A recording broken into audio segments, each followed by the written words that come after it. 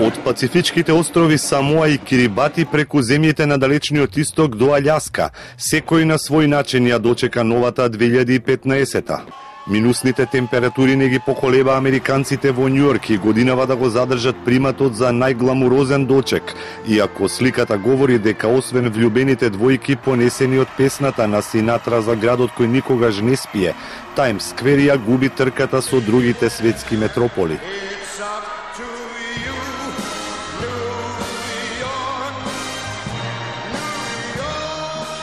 Сиднеј годинава оправдано го понесе епитетот најспектакуларен огномет со оглед на 7 тона пиротехника за 12-минутна експлозија од бои и звуци за 1,5 милиони гости колку што го исполнија просторот околу пристаништето и операта.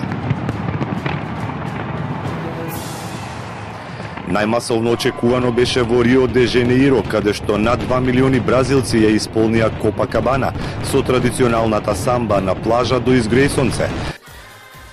Во Европа битката се водеше меѓу Лондон, Берлин, Москва и Париз, која судејќи според сеја добија французите благодарение на исклучителниот визуелен спектакл на Триумфалната порта.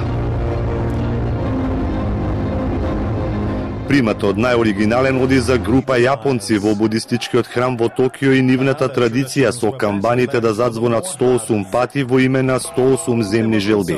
По 3 години пауза на огномет се радуваа и севернокорејците во Пјонкјанг, првпат по смртта на вечниот лидер Ким Јонг Ил.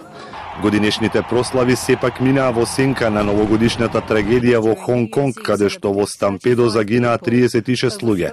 Метежот го предизвикал маж кој од балкон фрлил куп фалсификувани американски долари, по кои се нафрлила толпата.